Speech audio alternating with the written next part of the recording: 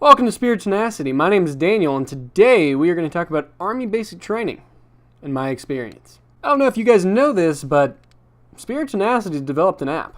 It's called Easy Budgeting. When you need a budget, but it needs to be easy, we got it for you. It's on the App Store.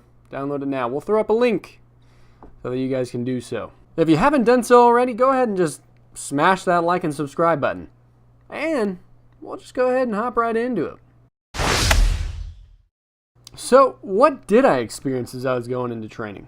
I experienced a lot of excitement of opening up a new chapter in my life, ready to go out there and make something out of myself and become a man. However, I had a lot of anxiety waiting in the airport, a lot of what ifs. What if I just suck? What if I'm just really bad at being a soldier? There was a big delay in realization that I was going to be gone for many months, away from people that I loved and cared about. And that didn't really hit me until I got to reception. Reception sucks really bad. Reception is where they perform all the paperwork to get you ready for training downfield. Imagine sitting in the same spot in the same chair for 12 hours at a time, being yelled at to hurry up just to sit in endless lines and wait. Reception wasn't physically draining at all, but it was a big mental drain.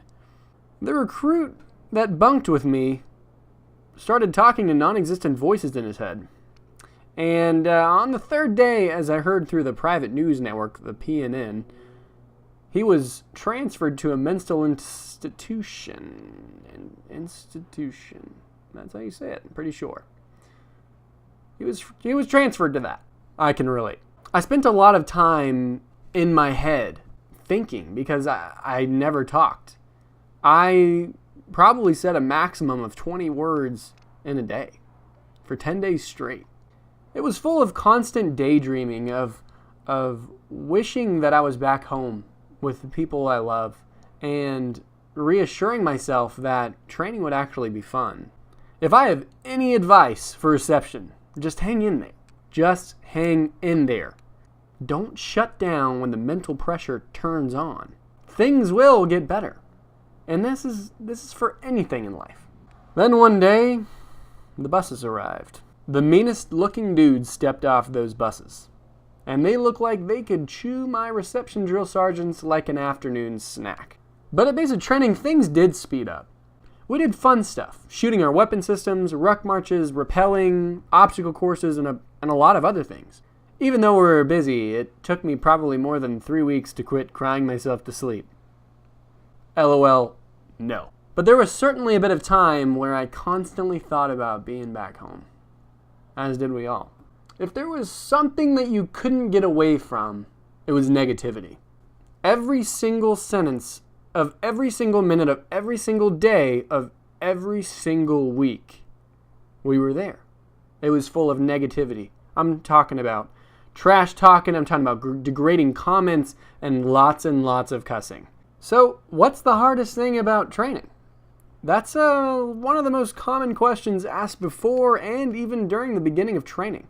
The hardest part isn't the activities you do, and it isn't the drill sergeants making you do, 10 to the X power of push-ups. The hardest part is having the mental toughness of taking the negativity like drinking from a fire hydrant. It's staying positive on the darkest days. It is avoiding the breaking of your platoon mates' legs as they cuss you out for not sidestepping in the chow line. Put simply, it's the meshing together of everyone around you and yourself. Deep and sometimes dark aspects of your personality begin to come to the surface. Whenever you hit something hard in your life, your true colors begin to show. These tough things magnify who you are as a person. In times like these, you can push it off and act like it isn't a big deal, or you can face it head on and actually improve yourself while you're there. I could have a whole video dedicated to what I truly focused on while I was at basic training, but I'm not going to go any deeper on that because you probably don't want to be sitting and watching this for another hour. When my parents picked me up to actually go home instead of just as a visit, it felt like a dream. It felt like I was their long-lost son that they haven't seen in 20 years. It's extremely cliche, but you truly don't realize how important family is until you go for a period of time without them. And this is true for anything of importance in your life. You just don't realize. However, there were definitely some quirks about me going to training. I still sidestep at restaurants. LOLs, no. I don't do that. However, I do this thing where I count syllables in my head and then tap my feet to them. I blame marching cadences. So if you ever see me just randomly tapping my feet, then you know what's going on. Well, guys, I believe it's time to have a Bible talk. While going through basic training, I had a hard time with all the tasks that we had to complete while we were there. A few tasks made me nervous, such as the Eagle Tower. And I'm going to throw up an image so that you can really understand what it is. I remember getting geared up and climbing up Eagle Tower, which is the rappelling tower. It didn't look very tall when you were just looking at it. It's just 40 feet. And then I almost tripped off the edge and fell to my certain death without getting rappel ready.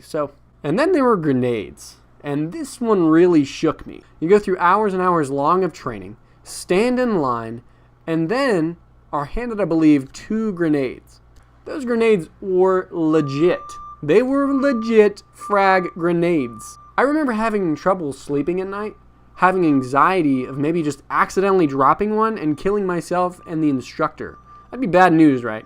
I had thoughts of just being clumsy and just tripping over a rock that didn't exist and destroying everything.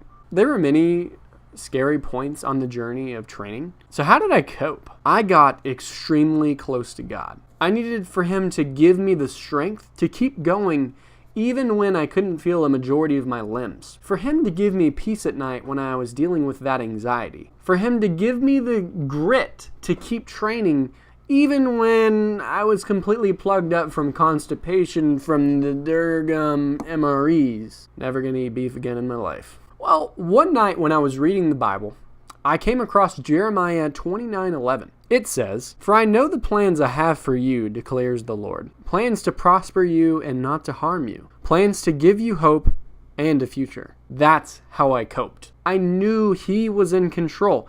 It's all in His will. Once you realize that, you will be overcome with just peace and comfort. Well, that's all I got for you guys. I hope you learned a thing or two. If you enjoyed this video, go ahead and smash that like and subscribe button so that you can get notifications for future updates. Also, if you're in need of a easy budgeting app, look up Easy Budgeting. Budgeting too easy. And see you guys next time on SpiriTenacity.